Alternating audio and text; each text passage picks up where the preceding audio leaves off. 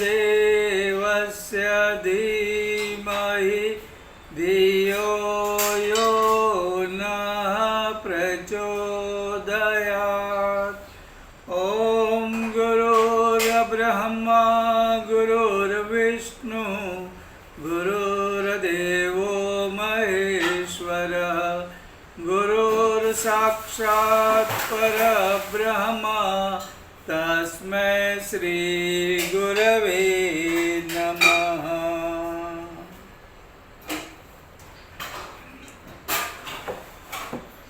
जिस प्रकार अंधकार हमें किसी भी वस्तु या वस्तु स्थिति का सही ज्ञान नहीं प्राप्त होने देता, उसी तरह अज्ञान भी अंधकार की तरह किसी चीज वस्तु को समझने का मौका नहीं देता। कभी कभी भ्रम होता है, कभी कभी विपरीत ज्ञान होता है। अनेक प्रकार की भ्रांतियां हमें डराए रखती है। अंधकार होगा तो पेड़ पौधे भी हमें रीछ भालू व्याघ्र भूत प्रेत लगेंगे और वे डराएंगे, हमें परेशान करेंगे। हकीकत में तो कुछ भी नहीं। प्रकाश लाओ, अंधकार को तो आप भगा नहीं सकते, न आप उसको धक्का मार के भगा सकते हो, न उसे आप उलझ सकते हो। उसके लिए एक ही कार्य करना है, प्रकाश लाना है। प्रकाश जैसे आएगा अंधकार दूर हो जाएगा और सारी भ्रांतियाँ डर दूर हो जाएगा। हमको पौधे पौधे लगेंगे, पेड़ पेड़ दिखेंगे, न वे हमें वो भूत लगेंगे, न भालू लगेंगे, न हमें वो व्याघ्र लगेंगे। जो जैसा है वैसा दिखेगा। उसी तरह जब अज्ञान होता है, किसी चीज़ के बारे में जानकारी नहीं होती है, तो हम न जाने कौन कौन सी भ्रांतियाँ पनप लेते हैं और जीवन भर डरे डरे से घबराए घबराए से गलत मार्ग पे चलते चलते परेशान होते हैं। यह अध्यात्म का पूरा ढांचा इसलिए बना है कि हम वस्तु स्थिति को समझे, सत्य को समझे, सही मार्ग पे चले, कहीं गुमराह न हो जाए। और इसके लिए विवेक बुद्धि, इसके लिए नम्रता, ये सारे गुण जो है ज्ञान प्राप्ति के लिए, कर्तव्य पूरे करने के लिए कष्ट सहन करना, बुद्धि को उसी दिशा में विचार करने के लिए तैयार करना, ये सारी चीज़ें अध्यात्म के ढांचे में थी। लेकिन धीरे धीरे अध्यात्म हम भूलते गए और गलत धारणाएं आदमी को परेशान करती है। अंधेरे में रस्सी भी सांप दिखते हैं। एक बार कच्छ के एक गांव में, उस जमाने में जब वहाँ पे गुजरात में बिजली आ रही थी और ख़ास करके कच्छ के छोटे छोटे गांवों में बिजली का प्रयत्न चालू था। खंभे लग गए थे, लेकिन बिजली आती थी कुछ घंटों के लिए, फिर चली जाती थी, क्योंकि ये प्रारंभ के दिन थे। उस समय एक गांव में कुछ लोग रात को, क्योंकि वहाँ पे अंधेरा हो जाता है तो लाइट नहीं होने के कारण क्या होता है, लोग 7-8 बजे घर में आ जाते हैं, क्योंकि वहाँ पे सांप निकलते हैं, बिच्छू निकलते हैं और सीमा से कुछ जानवर भी आ जाते हैं, तो वे घर में रह जाते हैं। कुछ दुकानें जैसे पान बीड़ी सिगरेट की दुकानें कुछ चालू होती है, लोग भोजन करने के बाद कभी कभी वहाँ जाते हैं। बाकी सन्नाटा रहता है। लेकिन कुछ युवा होते हैं, युवा लोग ऐसा लगता है कि साथ में गप्पे मारेंगे, घूमते हैं, तो ऐसे वे घूम रहे थे और मंदिर के टर्निंग पे अचानक थोड़ी सी लाइट आई थी और फिर चली गई। अब लाइट चली गई तो लोग डर गए और उन्होंने, एक ने देखा, अरे देख वहाँ पे सांप है और ये नाग लगता है, फैन फैलाए बैठा है, हम पे हमला करेगा, अटैक करेगा। तो दूसरे ने कहा कि ठहरो, मुझे सांप पकड़ना आता है, मैं सांप को भगा सकता हूँ, आप डरो मत। और उसने एक लाठी उठाई और उसने सांप तक पहुँचाई और जैसा ही टच किया सांप उछला और जैसे उछला लोगों ने भागम भाग शुरू कर दिया कि कोई आपस में टकराया, क्योंकि रात को अंधेरा था, किसी को पत्थर लगे, कोई दीवार से जाके टकराया, सब लोग जख्मी हो गए, किसी का हाथ पांव भी टूटा और लोग डर रहे थे कि भाई सांप ने जंपिंग किया है, किसको काटा होगा, कौन मरेगा, भरोसा नहीं। चारों तरफ अंधेरा और अंधेरे में कुछ भी नहीं दिख रहा था। इतने में अचानक बिजली आ गई और लोग खड़े हो गए। हालांकि किसको खून निकल रहा था, किसका पाँव टूटा था, लेकिन उनकी नज़र थी और सांप किधर गया। जैसे देखा तो वहाँ पे एक साइकिल का टायर था जिसको इन्होंने सांप समझा, और टायर क्योंकि रबर का होता है, उसको जैसे छुआ तो थोड़ा सा वो उछला और अब वो उछल के वहाँ पे पड़ा था। वो सांप नहीं था, वो साइकिल का टायर था। लेकिन लोगों को भ्रांति हुई कि ये सांप है, ये नाग है, और ये कल्पना मात्र से वे भागे, दौड़े, टकराए, जख्मी हुए। कारण क्या था? अंधकार था, भ्रांतियाँ खड़ी हुई, प्रकाश आया, सब कुछ साफ दिखा। उसी तरह अज्ञानवश न जाने हम कितने ऐसे कार्य करते हैं, ऐसी उलझनें पैदा करते हैं और हम परेशान होते हैं। अध्यात्म बना, हमारे ऋषियों ने बनाया, लेकिन हमने अर्थ का अनर्थ कर दिया। और ख़ास करके जब हमारे यहाँ विदेशी आए तो उन्होंने हमारे देश को लूटा, हमारा धन ले लिया। इतना ही नहीं, हमारे यहाँ नारियों को परेशान किया गया, उनके साथ गंदा व्यवहार किया गया, उनको उठा के ले जाने लगे, और जो घूंघट प्रथा हमारे यहाँ नहीं थी वो घूंघट प्रथा लानी पड़ी। लोग परेशान होने लगे। उस समय ये गलत कामों के साथ उन्होंने दूसरा महत्वपूर्ण काम किया। उनके हिसाब से उन्होंने हमारा मनोबल तोड़ा।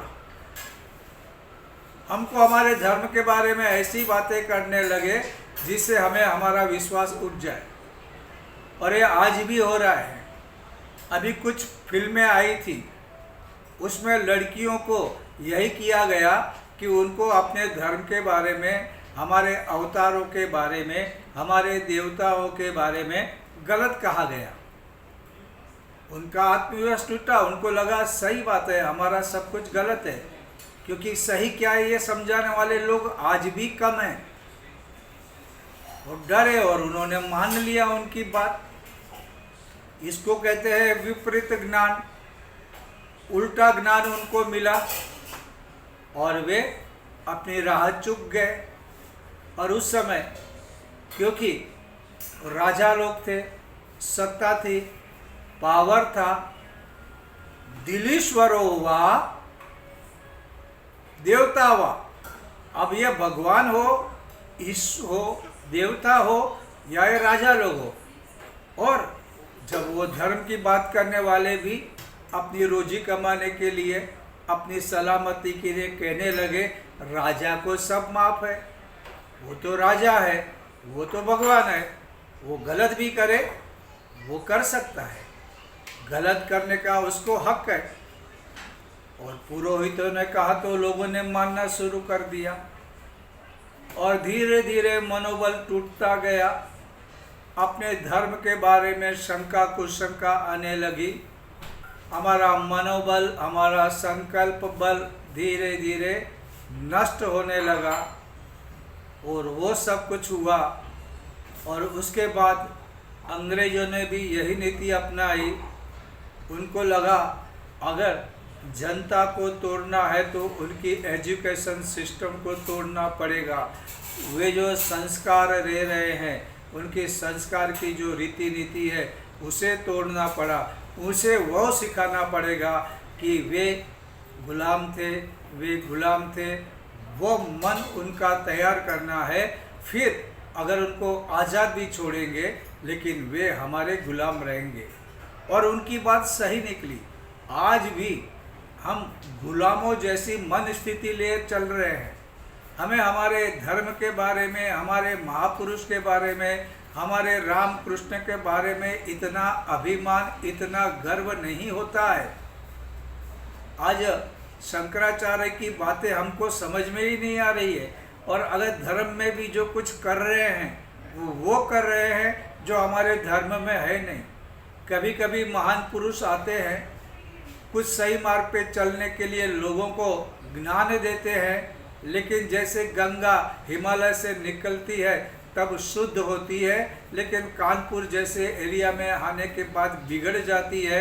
उसी तरह जब प्रारंभ होता है, जब मुख्य कोई गुरु आता है, आध्यात्मिक पुरुष आता है, तो वो सब सही बातें समझाता है, सही मार्ग पे ले जाता है। लेकिन फिर उनके हाथ से जब कोई बात जाती है और फिर अलग अलग प्रदेश में अलग अलग लोग, कोई सत्ता से, कोई धन से, कोई अहंकार से उस चीज़ को अपने में कब्जे में कर लेता है और बात बिगड़ना शुरू हो जाती है। तो एंड में वो सब बात में गड़बड़ हो जाती है। ये अध्यात्म शुद्ध रूप में हमेशा बहते रहना चाहिए। और इसलिए आज भी हमारे पास रामायण है, महाभारत है, भगवत गीता है, योग वशिष्ठ है, परम पूज्य गुरुदेव का इतना सारा साहित्य है। इसके बावजूद भी जब कोई हमें समझाता है कि आपका धर्म ठीक नहीं, तो हमें शंका होती है। आपका कर्म कांड गलत है, हम सोचते हैं। आप जो यज्ञ करते हैं वो वेस्ट ऑफ टाइम और मनी है, हम बोलते हैं ऐसा है क्या? हमारे पास इतनी खुमारी नहीं कि नहीं, ये जो हम कर रहे हैं ये हमारी बुद्धि औचित्य है, ये ठीक है, इसमें कुछ गलती नहीं, ऐसा हमको नहीं लगता है। और इसी कारण ये सारी समस्याएं आ जाती है। और फिर क्या होता है, कुछ लोग ऐसी ऐसी बातें करते हैं और लोग उसको मानने लगते हैं। फिर धर्म के बारे में ऐसा हुआ कि कुछ लोगों ने कुछ ऐसी बातें बताई, ग्रह नक्षत्र के बारे में लोग डरने लगे। भाई फलाना फलाना ग्रह विपरीत दशा में चल रहा है, ये तुमको परेशान करेगा, तुमको ये पूजा करवानी पड़ेगी।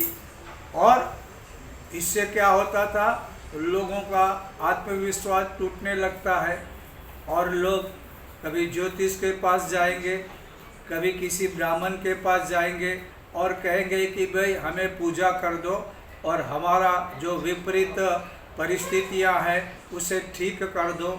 अब ये कभी भी ये नहीं सोचते हैं कि ये सारी चीज़ें में कुछ सेंस नहीं, न इसमें विवेक बुद्धि है, न इसमें कोई लॉजिक है। भाई पुरुषार्थ करना है, क्योंकि दुनिया में किया हुआ कभी कुछ बेकार नहीं जाता, उस थियोरी को ही लोगों ने भुला दिया। कष्ट नहीं करना है, न शारीरिक कष्ट करना है, न मानसिक कष्ट करना है। अरे मन से तो थोड़ा सोचो, क्या सही है क्या गलत है, उसके लिए तो आप कुछ तो करो, लेकिन सोचना ही नहीं है, कष्ट ही नहीं करना है। गंगा किनारे जाएंगे गंगादास बन के रहेंगे, जमुना किनारे जाएंगे जमुनादास बन के रहेंगे। अपनी तरफ से क्या मुझे कौन सा किसका दास बनना है, ये तो उनके बारे में उनको सोचना ही नहीं है। लोग कर रहे हैं तो मुझे करना है, और कोई मुझसे बड़ा है जिसको मैंने बड़ा मान लिया, वो जो हुक्म करेगा मैं वो करूँगा। सच्चाई के बारे में हम लोग कभी नहीं सोचेंगे। और इस तरह से क्या हो रहा है कि हमारे पास इतनी समृद्धि है, इतना अध्यात्म है, और इसके बावजूद भी हमारे मुख पे जो तेज होना चाहिए वो तेज नहीं दिख रहा है। और कुछ लोग फिर तो ऐसे होने लगा, कोई स्वर्ग बेचने लगा, कोई धन बेचने लगा, कुछ परिस्थितियां सुधारने का व्यापार भी होने लगा, ग्रह नक्षत्र को अपने काबू में रखने का विद्या भी आने लगा, भूत प्रेत को प्रसन्न करने के तरीके भी आने लगे। फिर तो कई ऐसे देवी देवता पैदा हो गए हैं जो हमारे शास्त्रों में कहीं भी नहीं है। वे देवी देवताओं की पूजा होने लगी। न जाने कितना समय लोग बर्बाद करने लगे, और भीरू लाचार हिम्मत हार के उस देवता की पूजा करने लगे, जहाँ पे चेहरे पे कोई रौनक नहीं, चेहरे पे कोई प्रकाश नहीं, तेज नहीं। और ऐसी परिस्थिति में आए, जो ज्योतिष के पास जाएगा वो धार्मिक, जो तिलक करेगा वो धार्मिक, जो धोती पहनेगा वो धार्मिक। धार्मिक व्यक्ति की व्याख्या भी हमने बदल दी। धर्म के बारे में, आत्मनिर्माण के बारे में इतने सारे शास्त्र, इतने महान संत इस भूमि पर पैदा हुए। ये मिट्टी इतनी पवित्र है कि इसका तिलक भी करोगे तो भी आपकी बुद्धि खिलेगी, लेकिन उसके बारे में कुछ भी नहीं। मैंने कहानी सुनी थी, एक बार एक साधु बैठा था, सबको कहता था कि ये धन दौलत ये तो मोह माया है, आप मुझे दे दो और मैं आपको स्वर्ग दूंगा, मैं आपकी स्वर्ग में बुकिंग कर दूंगा, आप मरेंगे तो सीधे स्वर्ग में जाएंगे। अब आपके पास जो कुछ भी है वो आपको रोक रहा है, आपको मुक्ति नहीं दे रहा है, आप मुझे दे दो और मैं आपको मुक्ति दिला दूंगा। लोगों की लाइन लगने लगी। लोग बोले अरे इतना अच्छा है, बिना जब तब मेहनत प्रयत्न ईमानदारी कुछ भी नहीं करना है, बेईमान रहो कैसे भी रहो, लेकिन पैसे दो इनको और हमको स्वर्ग मिल जाएगा। कुछ भी करना नहीं, हमारा भाग्य बदल जाएगा। मेहनत श्रम कष्ट पुरुषार्थ कुछ भी नहीं, बस इनके आशीर्वाद और हमको मुक्ति मिलेगी, सीधा स्वर्ग मिलेगा। स्वर्ग में खाएंगे पिएंगे मौज करेंगे मजा करेंगे, ऐसा जीवन बिताएंगे। और सब लोग खुश हो गए और सब लोग देने लगे, पैसे देने लगे। इतने में कोई समझदार आदमी था, वो वहाँ पर गया, उसने बोला महाराज आप मुझे स्वर्ग दिला दो। ये पैसे क्या है, ये धन क्या है, मैं आपको कानपुर देता हूँ, लखनऊ देता हूँ, दिल्ली देता हूँ, मुंबई देता हूँ, अहमदाबाद देता हूँ, सब ले लो तुम, सब ले लो, मुझे स्वर्ग दे दो। उस पंडित को गुस्सा आया। उसने गुस्से में कहा क्या ये अहमदाबाद लखनऊ कानपुर दिल्ली ये तुम्हारे पिताजी के हैं? तो उसने कहा तो क्या स्वर्ग तुम्हारे पिताजी का है? स्वर्ग ऐसा ही कभी मिलता है? और वह वहाँ से चला गया। वैसा ही होता है, यहाँ पे कोई भी चीज़ आपको बिना कारण नहीं मिलती है। जब आप उनको कह रहे हो कि आपको ये देंगे वो देंगे, इस दुनिया में कुछ भी नहीं मिलता है। बिना पुरुषार्थ बिना प्रयत्न ना आपको मुक्ति मिलती है, ना स्वर्ग मिलता है, ना कोई आपको भौतिक चीज मिलती है। सबके लिए आपको श्रम करना पड़ता है, बिना श्रम कुछ नहीं मिलता। और आज हम लोग बिना श्रम, किसी की कृपा मिले, किसी के आशीर्वाद मिले, कोई ग्रह नक्षत्र को ठीक कर दे और हमको सब कुछ मिल जाए, ऐसा कभी भी नहीं होता है। इसलिए अध्यात्म का जो सही अर्थ होता है वो हमें समझना चाहिए। फिजूल बातें हम लोग सोचेंगे और करेंगे तो इससे कुछ मिलने वाला नहीं, अशांति मिलेगी, हमको भ्रांतियाँ मिलेगी और हम वो सब काम करेंगे कि हमें परेशानी होने लगेगी। इसलिए प्रचंड पुरुषार्थ करना है, बुद्धि से हमको हमारे धर्म को समझना है। नहीं तो क्या होगा, कोई कुछ भी कहेगा, कहने वाले कम नहीं हैं। हमको हमारे बुद्धि को सही मार्ग पे लगाना है। ये धर्म ये बिल्कुल सही है, पूर्ण विज्ञान उसमें है। सिर्फ ये फिजिकल बातें नहीं है, इसमें सूक्ष्म विज्ञान भी। इसमें हम जब यज्ञ वगैरह करते हैं तो यज्ञ में हमारी भावनाएं, यज्ञ में जो औषधियाँ और लोगों को मिलने के बाद देव पूजन करना और अच्छे कार्य करना, उसका प्रभाव इतना रहता है कोई सोच भी नहीं सकता। कोने कोने में न जाने कितने लोग अच्छे कार्य में लग जाते हैं। शुभ कार्य से जो शांति मिलती है वो अलग है। और जैसे कि एक बात हमेशा याद रखनी चाहिए कि जब हम कोई अच्छा कार्य करते हैं तो सब प्रतिध्वनित होता है। ये परमात्मा, इसका शासन, इसके कानून, ये सब अलग है। प्रकृति भी उसे जो कोई देता है वो लौटा के देती है, और कोई सद्गुरु मिलता है तो वो भी कभी किसी का उधार नहीं रखता। वो कार्य करता है जो हम नहीं कर सकते हमारे लिए। और हमें तो छोटे छोटे कार्य करने हैं, और छोटे कार्य करके अगर बड़े काम हो रहे हैं, अच्छा इसमें भी ये कुछ बेकार में नहीं देते हैं, इसके भी कुछ नियम होते हैं। तुम्हारी शक्ति से तुमने किया, वो अपनी शक्ति से करेगा।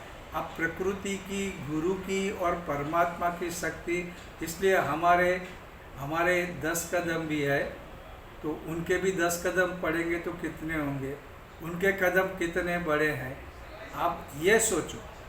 लेकिन यहाँ पे बेकार में कुछ भी नहीं मिलता आपको, और आपको पहले देना है। अध्यात्म तुमको यही सिखाएगा, पहले दो और बाद में लो। First give and then take, ये अध्यात्म के नियम है। और इस नियम को 1+1=2 जैसे है। आप उसको तोड़ के अगर आपको कोई कहता मैंने तुमको ये दिया, मैंने वो दिया, ऐसा नहीं होता है। तो विवेक बुद्धि का उपयोग करना है। अध्यात्म हमें विवेक बुद्धि का उपयोग करना सिखाता है और हमको वैसा चलना है। अगर हम वैसे चलते रहेंगे तो सचमुच में बहुत लाभ होगा। मनुष्य अपने भाग्य का निर्माता आप है, इसको भूलना नहीं चाहिए। और इसका मतलब भी क्या होता है उसको भी समझना चाहिए। बोलने के लिए नहीं है, खुद को करना है, और खुद करेंगे तो बेकार नहीं जाने वाला। बाकी बैठे ठाले ऐसा ही हो जाए, मच्छर आ जाए तो भगवान आके मच्छर को मारेंगे, मैंने प्रार्थना की है, ऐसी मूर्खता नहीं चलेगी। आपको मच्छर को भगाना, आपको ही भगाना है। नहीं, ये तो मेरा भगवान आके भगा के जाएगा, मेरा भगवान महान है, मेरा गुरु महान है, मच्छरों को भगाएगा, ऐसी मूर्खता नहीं पालनी है। प्रयत्न आपको करने हैं, इसको समझना है। विपरीत ज्ञान भ्रांतियाँ देता है, दुख देता है और आपको बिना कारण डराता भी है।